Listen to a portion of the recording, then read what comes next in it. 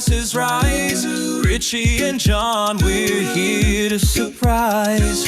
Freedom and pride, we're living out loud, celebrating our community with a vibrant crowd. Freedom and equality, let it be clear. Being who you are, a fun, frisky, and out loud queer. From Mutual Broadcasting, we're breaking free. Living our truth, just you listen and see. From the Mutual Broadcasting System, this is the voice of LGBTQ plus news and life-focused content. The Richie and John podcast. No bullshit, just reality for the community and allies around the globe. Here are your hosts, infinitely wiser, smarter and kinder than everyone in the Trump administration. Combined. Definitely uncensored, even if they are not uncut. Richie Roy and John McMullen. Give 'em hell, boys. Hello, and welcome to another episode of Richie and John. We are back. It is the summer, and we have lots of stuff to talk about. I was just in Montreal this last weekend for the first time, which was very fun, and it was nice to be in Canada. I kind of was like, should I just stay here maybe? Especially because I kind of had my phone on airplane mode, basically kind of the whole time. And then when I crossed the border and I turned off airplane mode and I saw all the things, the news and stuff, I was like, I kind of liked it better when I was in airplane mode in Canada. Charlie would like it so much better if I would just do the same thing when I travel. Yeah, it was nice. But anyway, so we've got lots of stories to bring to you. It is Pride season, of course, also. And I'm here with, of course, John McMullen. John, how are you doing? I'm good. And I'm actually doing this episode of our show for the first time from our new studio. It's still not done, but it's done enough that we're able to actually do the show from here this episode. And it's different for me. This episode, I am actually doing the program standing up, which is how I like to do talk shows. And I spent many years working in studios that were mostly stand-up situations. You know, you got a stool there if you have to sit down. But I feel like, you project better. And I don't know, I like doing a show standing up. So it's great to be in that circumstance. We set it up in such a way that it's on a big L-shaped console that is on a motor, so we can actually raise the height and go back down and things like that. So if we want to sit down, we can. But I can't wait for you to get an opportunity to come back out to Palm Springs and to check out our new digs.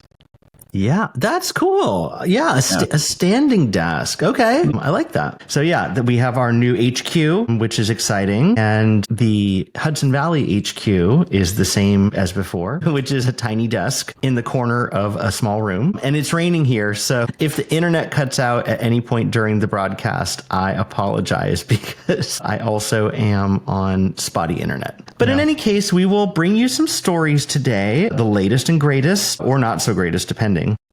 Can we take just a second before we get into them? Because I note that there's not one of them that involves this particular thing, but I do want to say, having been very involved in participating in our local Palm Springs, I guess you'd say chapter maybe, of the No King's Day events around the country, some 2,100 of them, I think that they're counting, and estimating crowd size at somewhere between 5 and 8 million people who participated across the country. It was incredible.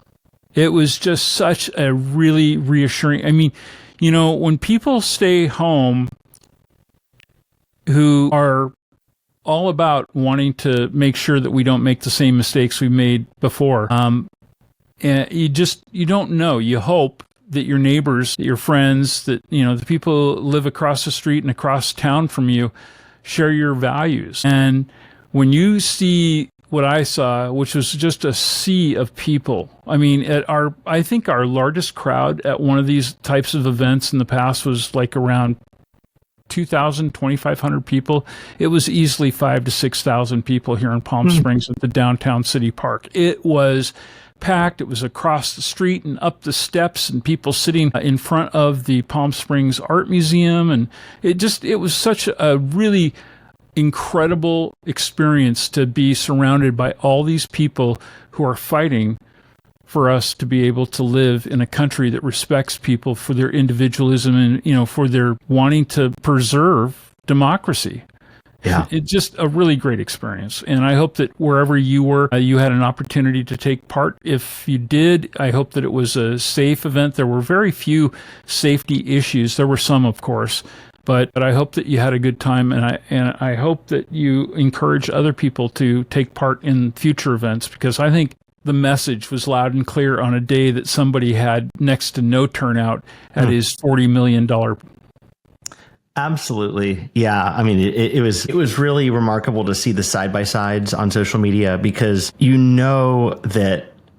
that person, the current president, is all about optics and all about how things look. And he had this idea of what this parade would be like. Mm-hmm. And you look at the videos and it was the saddest podunk thing. The marching was sloppy. The crowds were thin. Like, no one was into it. It was like just visually terrible. They're already posting doctored images on social media. I don't know if you saw this. Photoshopped images of like cut and paste crowds up by the Washington Monument that weren't there really, absolutely North Korea style. But yeah, by comparison, you see, even in the smallest town in Alabama, everyone, there were 3 people in town and somehow 6 people came out to the No Kings protest. So yeah, it was really, I think, one of those things that should help all of us. And I don't mean just in the LGBTQ community, but I mean those of us who value a society that plays along with what our Constitution promises us. It should give you hope,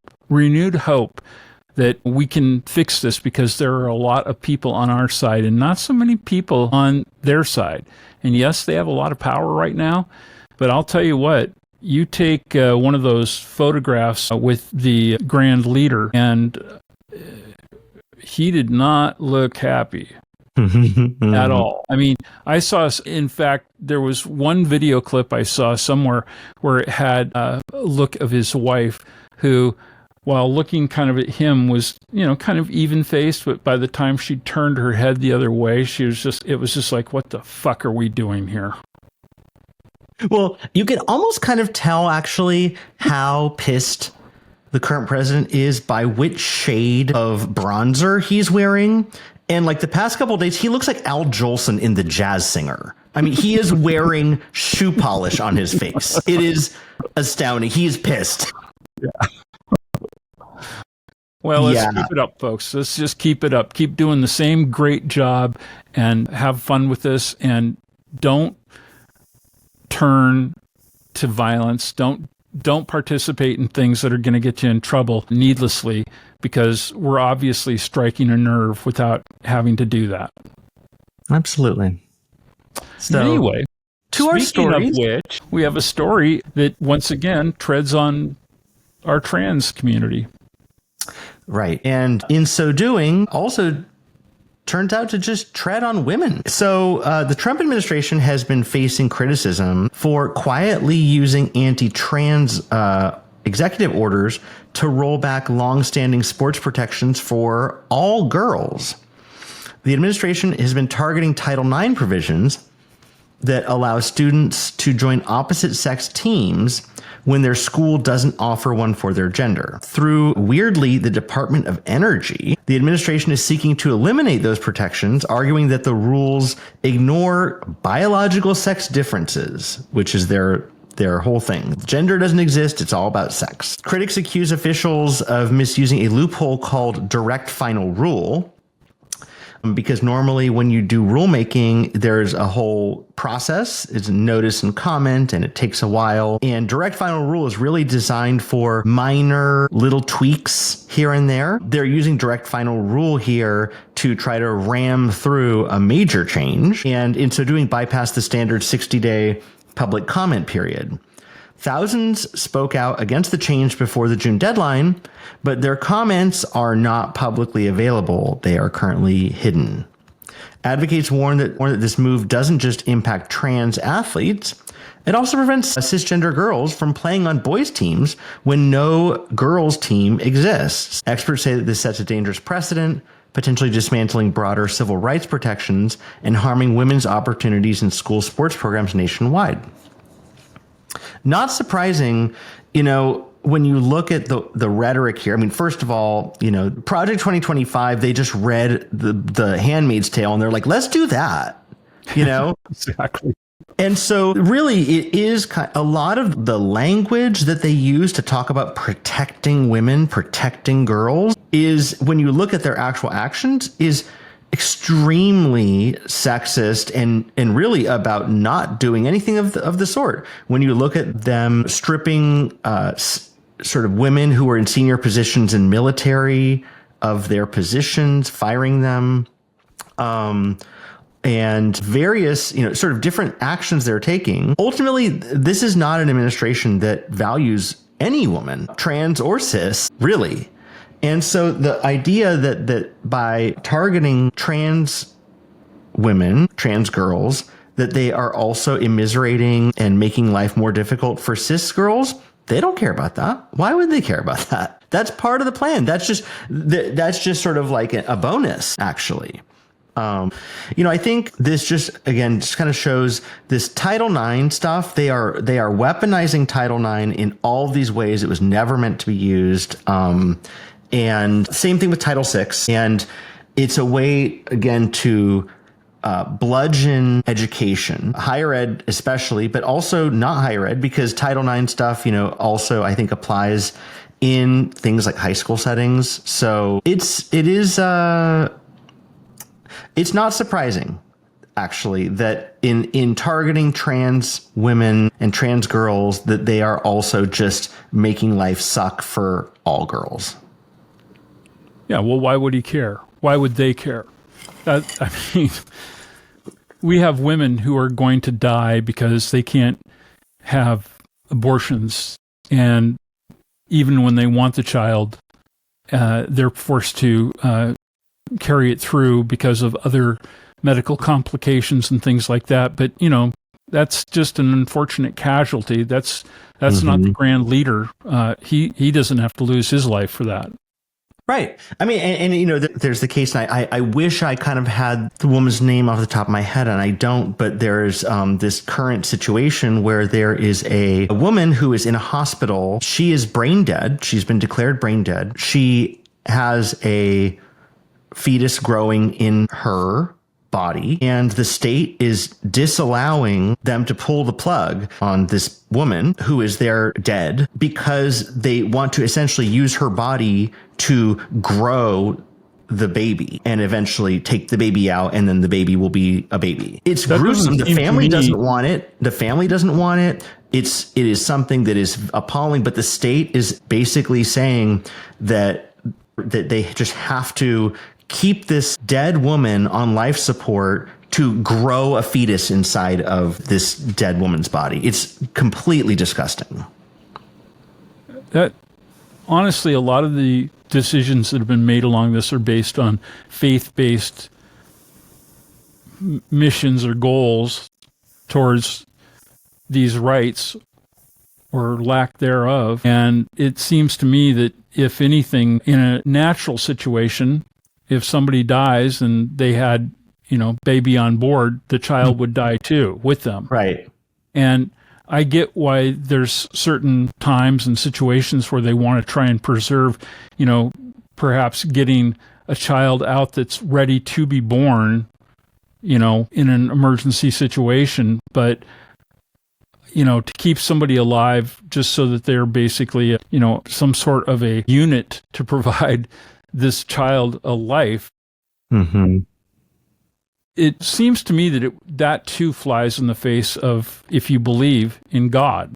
So, it's not part of the natural order of things for that individual. At least that would be my take on it. Those stories just horrify me. It's gruesome. Yeah. So the woman's name is Adriana Smith. The baby actually was, I think it was even today, actually, the baby was delivered by emergency C-section from the brain dead woman's body. The baby weighed 1 pound, 13 ounces, is in the neonatal intensive care unit. And yeah, the family is going to discontinue life support for the brain dead woman, Adriana Smith, because they never wanted this to be the case. Like, it's the idea that this, that this is the Republicans are the party of life and all of this, and also the party of until you're born, and the part of individual freedoms. The idea that the state can mandate that someone, going back to, time immemorial, you look at things like, the Iliad or something. Death is something that is generally, I think, quite sacred. Life and death is something that's generally a sacred thing and something that is really a family issue and a permanent or a personal issue. That is that the state of Georgia can just say, nope, family, we don't care what you think. You're going to keep this dead woman on a ventilator so that we can harvest the baby out of her. Is it's dystopian. It's like out of a science fiction novel. And in 18 years from now, are they going to take care of that child and make sure that child, or over the next 18 years, that child is going to have a, appropriate upbringing and that they're not going to be in poverty and, Of course come not. on. They only care about taking care of them while they're, goo and, fresh skin. It really, yeah. I mean, it is the height of hypocrisy, and they are not anyway, the party of life. So they're not the party of life, and they're not the party of women, despite their rhetoric to that point. And that's why in this story, of course, the collateral damage of girls who just want to play sports being unable to do so now because of anti-trans sentiments by this administration it's not surprising. Yeah. Well, listen, let's go down to Florida for a few. A man there is facing charges after trying to enter a pride event armed with a loaded gun. Yeah, police arrested 31-year-old Michael Monheit. This happened last Saturday in Wilton Manors after he triggered a metal detector alarm at a Stonewall Pride parade. Authorities say that Monheit ignored officers' commands and that he continued to attempt to force his way into the crowded event like he was going to get anywhere. Officers quickly detained him. They found a loaded Glock handgun and 2 fully loaded magazines in his pockets. Now, I don't know about you, but I usually feel safe so long as I have at least just one magazine in my pocket when I go to a pride event. What magazine is that? Inches or Honcho? Exactly. Investigators discovered Monheit previously lost his concealed carry permit. And that happened after he was being involuntarily committed to a mental health facility. He had some concerns there. He has also got a history with troubling past, including a 2016 arrest for reckless driving and, lo and behold, firing a gun near neighbors. Of course. Wilton Manors officials, they credit increased security measures, including metal detectors, for preventing potential tragedy, and police say that they're still investigating his motive. Meanwhile, city leaders emphasize that safety protocols successfully stopped a dangerous situation, protecting thousands gathered to celebrate LGBTQ plus pride. And I'm sure that we'll hear from Ron DeSantis that, there was nothing wrong with him going loaded to the gills with a killing machine to an event like this, because after all, it was just a gay event and no big loss. Right. I mean, so for those of you who don't know what Wilton Manors is like this little gay village within Fort Lauderdale. Hearing this story, and first of all, I'm glad they had the metal detectors. It's a bummer that we live in a world now where you have to have metal detectors at a pride, but I'm glad they were there.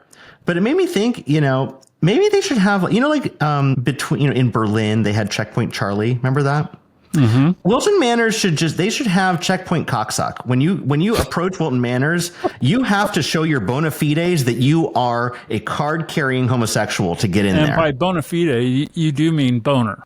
Boner fides. Yeah, exactly. Because in all seriousness, no, I mean, it could have been awful. This really could have been a terrible situation. Someone who has a history of mental instability and gun violence, bringing 2 magazines and a Glock to Pride. And not long after the anniversary, of course, of the Pulse nightclub shooting. Correct. So, yeah. So I'm glad that they did have security in place for that. You know what I'm glad about?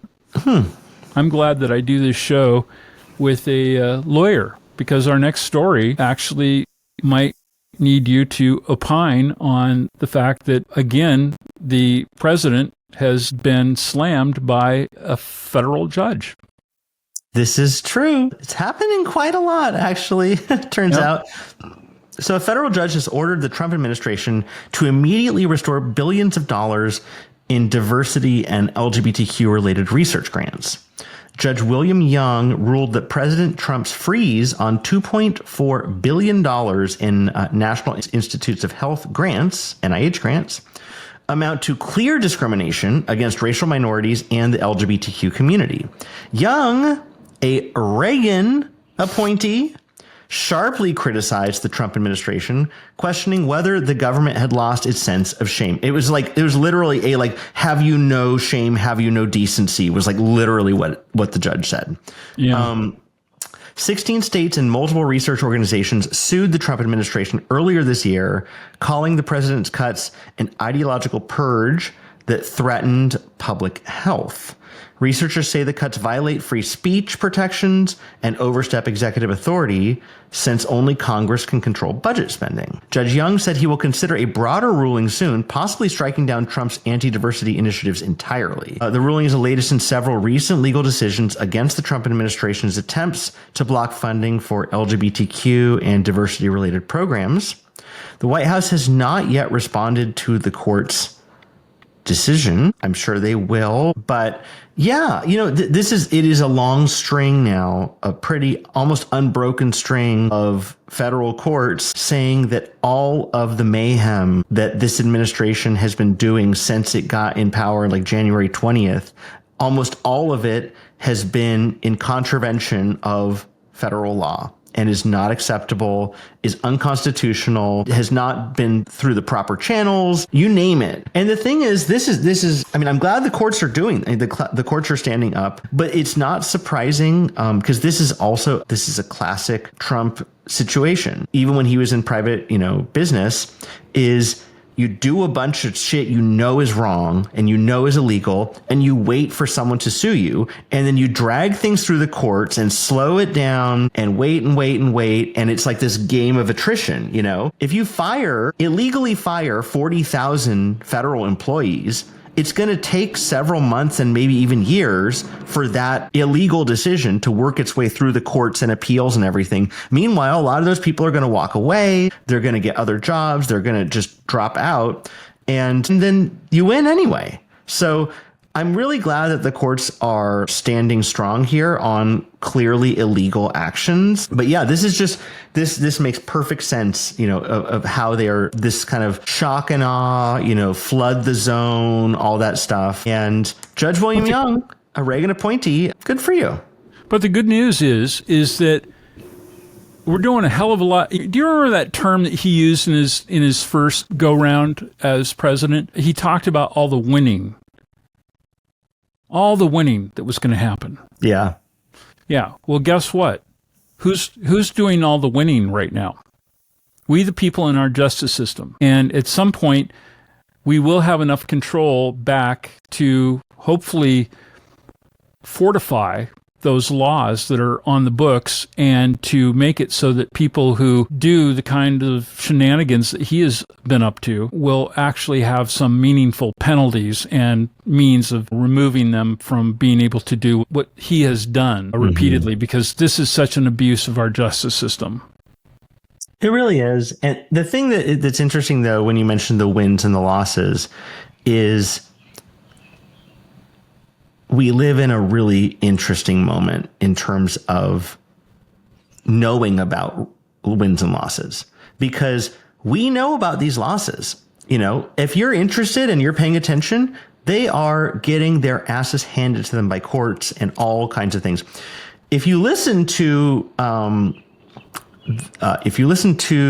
Fox News or social media on the right, or their spokeswoman or Trump or any of them, Stephen Miller, they'll literally just say the craziest lies, like straightforward. Like they'll be like, since he has been in office, they're like, eggs are cheaper, like jobs are up. all these, they just basically will like say all of these, the price of steel's down, gas is cheaper. And it's like each one of them is like undeniably a lie and wrong and easily can be like, there's no gray area, but they'll just sort of say these things like in these these North Korea way, and I think there's probably 30% of the population that will just run with that and be like, yeah, he's winning. Our egg prices are cheaper, even though their eyes show that it's not true. I heard it come out of my speakers and I saw the lips moving on TV. It must be true. Right. It's like, what's that phrase? Do you trust me or your lying eyes? I mean, people, he'll say things like gas is now $1.95 a gallon. He'll just say that, when because you see these on that island where the penguins live. Right. And meanwhile, no one has seen that. But anyway, yeah. So we're living in a world where some people's truth is just not the truth. But we know the truth. And the truth is that the federal courts are saying, try again, asshole. Our next story actually melts the skin off my bones. Having friends and family members who have served our country quite honorably. Some made an entire career out of it. Others who did one or two tours. And when I read about things like this, it just makes me go crazy. As a human, as a taxpayer, as an American citizen. But a controversial new policy at the Veteran Affairs hospitals is raising alarm among veterans and medical ethics experts. The Guardian is reporting that updated VA guidelines now allow doctors to refuse treatment based on a patient's political affiliation or marital status. What? Previously, VA rules explicitly protected veterans from discrimination in medical care based on politics, marital status, or sexual orientation. Critics worry that this change could severely impact women, LGBTQ veterans, and those in rural communities with limited care options. VA officials insist that all veterans will continue receiving the services that they're entitled to by law. By law, that's probably the key word here, because if they change the law, what does it mean? Not by the law that existed pre-Donald Trump. Anyway, they deny that the new guidelines are going to permit discrimination, calling the Guardian's reporting inaccurate and politically biased.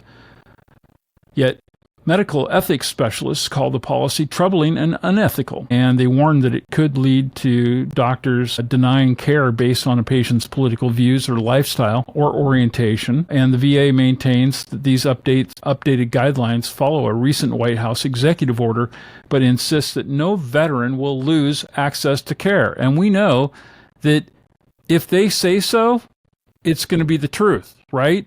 Absolutely. Wrong. Yeah. So this one, they, a second.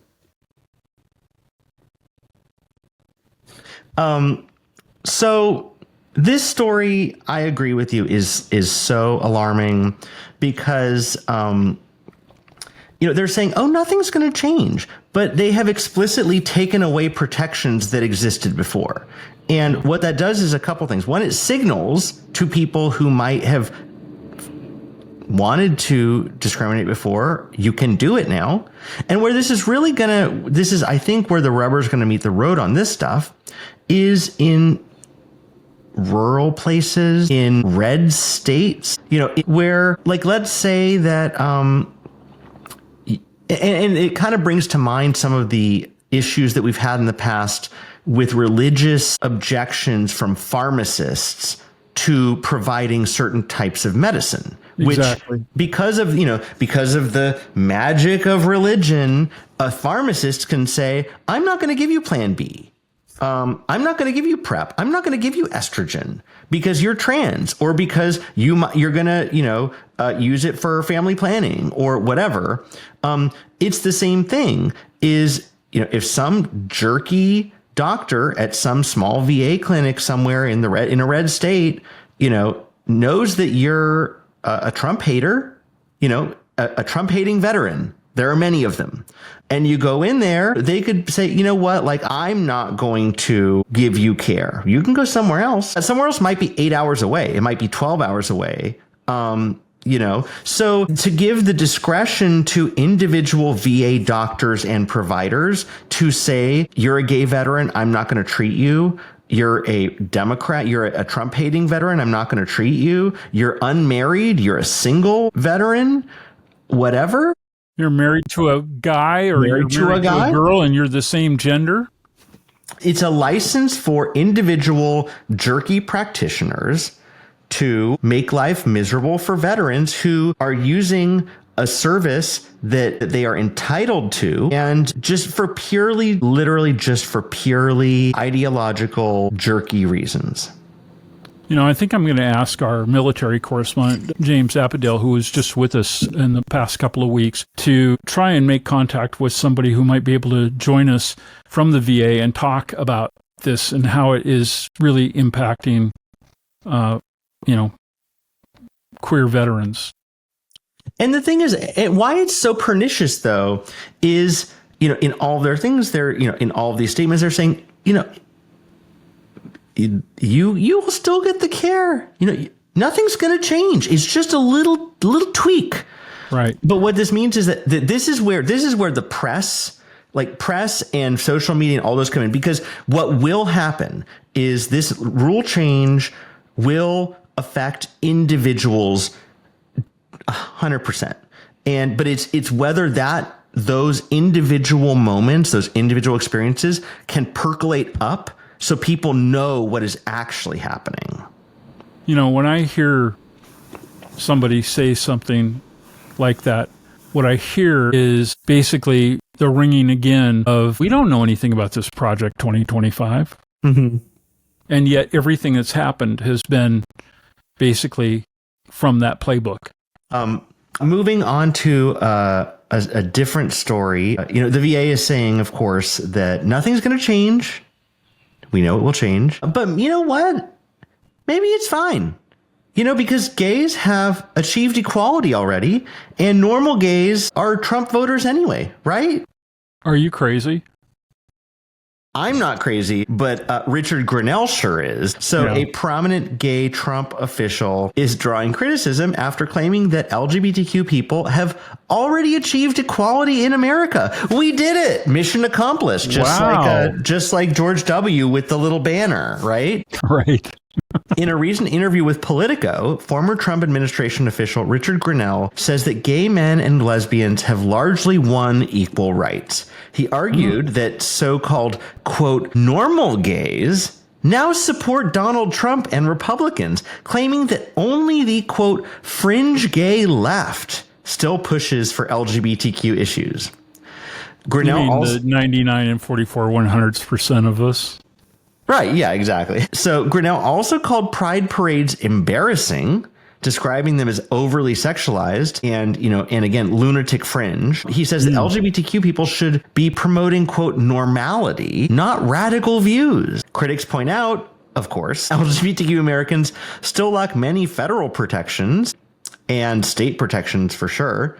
Advocates stress that Congress has not passed comprehensive anti-discrimination laws, and many states are actively rolling back LGBTQ rights and limiting discussions of LGBTQ topics in schools. In addition, transgender people, as we talk about on this show every goddamn week, currently face widespread legislative attacks at the state level and increasingly also in this current administration.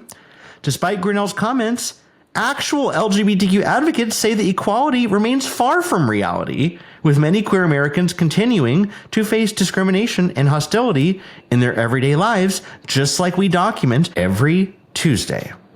I would love to have this guy, Grinnell, join us for an hour and to talk to him about his definition of normality, because I don't know, when I hear somebody like him make a statement like that, I'm thinking, I wonder if he means the normality of the cisgender white male Trump voting mega lunatic who supports the idea of lynching black people.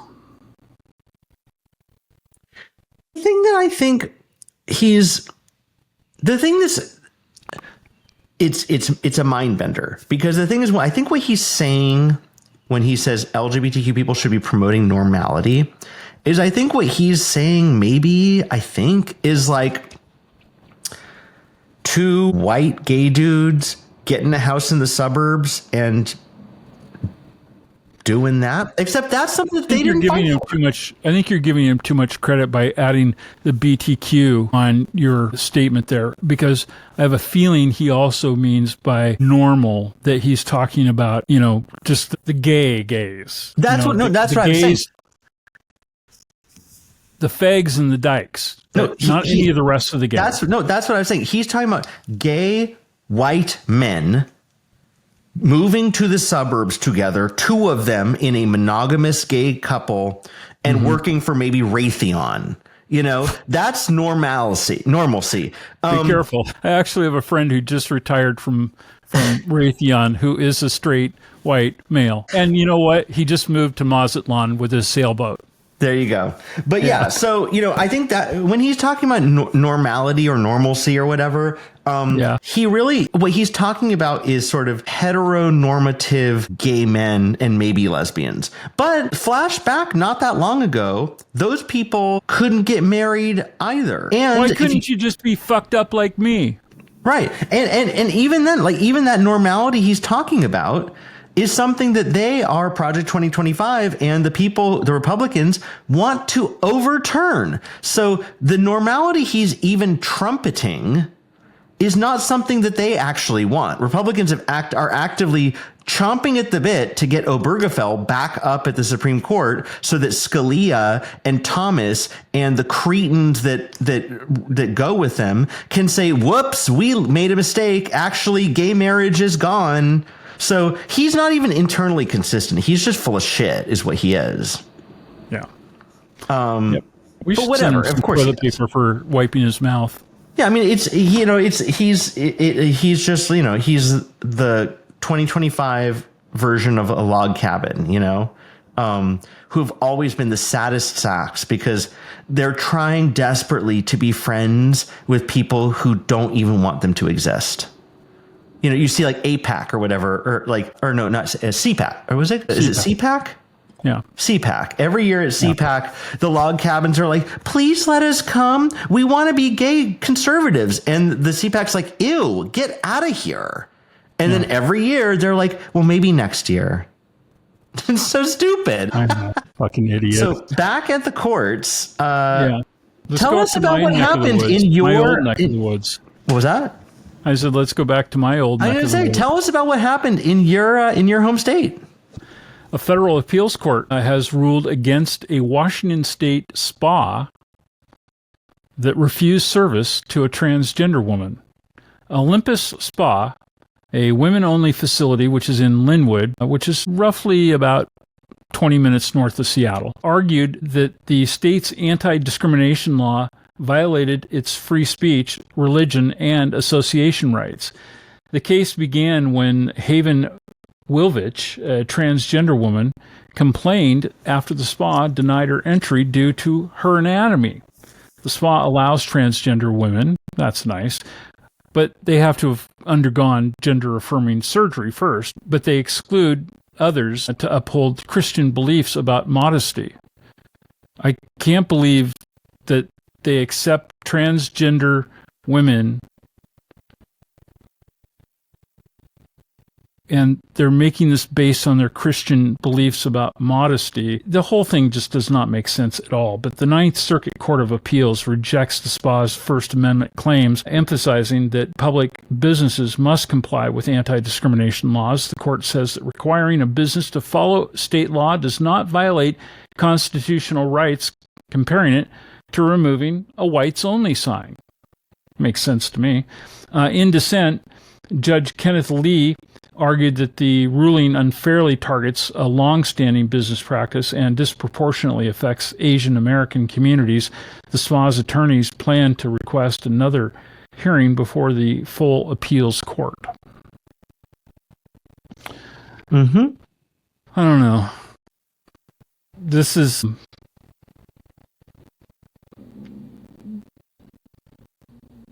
It's a tightrope, I think, to try and make the argument that they don't have to abide by, as a public accommodation, that they don't have to follow those rules. They're not a religious-based business. They're a place where people go probably with the hope of being able to fuck each other in there. So I don't know about this thing about Christian beliefs and modesty.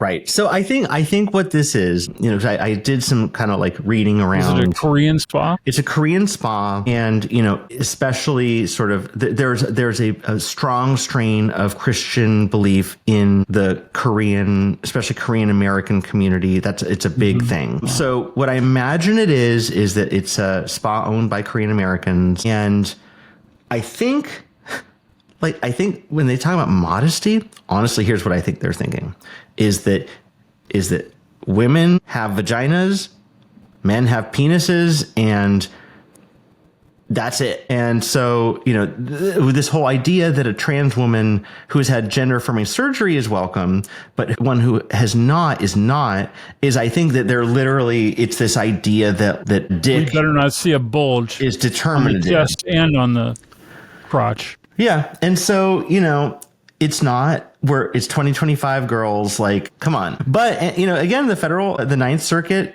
I think, again, came out on the right side here. And If there's a court in the federal circuit that was going to do something like that, it would be the Ninth. I mean, yes.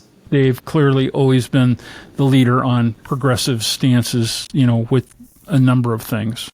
Yeah. And, it'll be interesting to see what happens with this. Obviously they are appealing or they're requesting to have this heard en banc, which is when the full Court of Appeals will hear a case again. Sometimes this happens, and probably we'll see this might be something that, depending on their interests, that right-wing agitators, legal agitators will try to set up a circuit split, bring up a similar case in a different jurisdiction, make it so that they come out in different ways, and then try to get that up to the Supreme Court, hoping and assuming, and probably correctly so, that this current Supreme Court will say, no, actually, it's religion. You just wave religion across anything, and then you get to discriminate. So more to come on this. This is not the last we're going to hear about this one. No, I don't think so either. Well, listen, we would love to hear from you, and there are usually plenty of ways to get in touch with us, but I think the fastest way for you to get in touch with us at this point is to simply send us an email, and you can do that. You can write to us at feedback@richieandjohn.com or info@richieandjohn.com. You can write to either one of us individually. We do welcome sexual solicitations. No, I'm kidding. But it's richie@richieandjohn.com or John, John, @richieandjohn.com. So that is the best way to get a hold of us right now. Once we have all of our phone lines back in working order and all that here in our new studios, we will give you information on how you can participate vocally in this as well. Mm-hmm. And I'm also working on a way that you can submit videos to us to be incorporated into the program and be able to sound off on things that matter to you. We, of course, want to hear your ideas for guests and topics, and if there's stories that we're not hearing about that maybe you have an opportunity to eyewitness, let us know about it. Absolutely. And if you think you might be a good guest for us, reach out to us too. We've got a really interesting listenership, and I know there are folks out there who are advocates who are working on really interesting stuff. If you're a listener, or even better, a subscriber, and think that you might have something, that we could talk about, reach out to us too on that. We're always looking for guests for Substantial Saturday. That is when we delve into issues in depth. So reach out, and we'd love to hear from you. Absolutely. Well, Richard, I will see you this Saturday for our next episode when we do another Substantial Saturday on the Richie and John Show. Absolutely. And I think I may actually be doing that one from your hometown. Oh, that's right. You're headed to Seattle. I'm just ahead of Pride there. What was that? Just ahead of Pride there. Just ahead of Pride, yeah. I'm going there for work, but I'm excited. I've not been to Seattle since I was a little tot, so I've not seen it in many years. I have not sampled what looks to be amazing cuisine. I will send you some recommendations that you must try. Do. But yeah, so we're going to have fun. So I might be recording rarely in the same time zone as John for Substantial Saturday. But until then, have a great week, and we will see you then. Richie and John is a production of the Mutual Broadcasting System. Opinions expressed are those of the hosts and their guests. If you have a problem with it, bugger off. Freedom and equality, let it be clear. Being who you are, fun, frisky, and out loud queer. From Mutual Broadcasting, we're breaking free. Living our truth, just you listen and see.